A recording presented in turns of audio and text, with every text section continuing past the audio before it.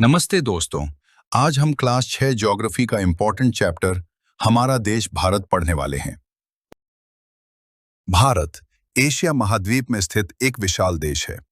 यह अपनी विविधता के लिए जाना जाता है, जहां अलग-अलग भाषा, धर्म और संस्कृति के लोग रहते हैं। भारत उत्तरी गोलार्ध में स्थित है। यह एशिया कॉन्टिनेंट का एक महत्वपूर्ण देश है।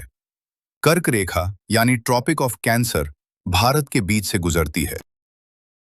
भारत की लैटिट्यूड 8 डिग्री 4 मिनट नॉर्थ से 37 डिग्री 6 मिनट नॉर्थ तक है।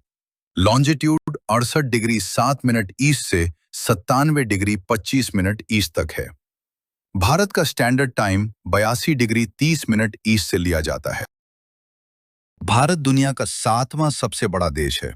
इसका कुल क्षेत्रफल लगभग 32.8 लाख वर्ग किलोमीटर है।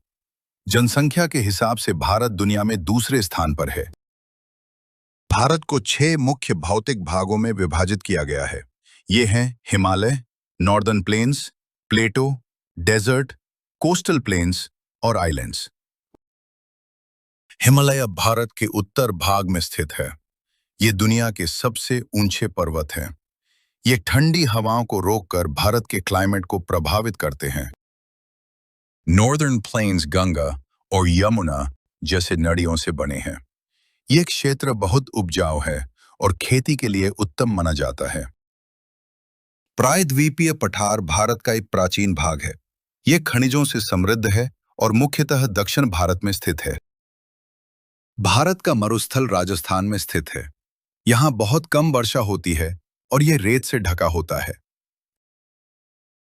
तटीय मैदान समुद्र के किनारे स्थित होते हैं।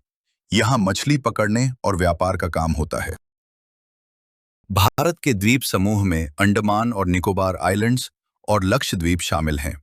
ये सुंदर पर्यटन स्थल हैं। भारत का जलवायु मानसून प्रकृति का है। यहाँ गर्मी, बरसात और सर्दी 3 मुख्य ऋतुएं होती हैं। कृषि के लिए मानसून बहुत महत्वपूर्ण है।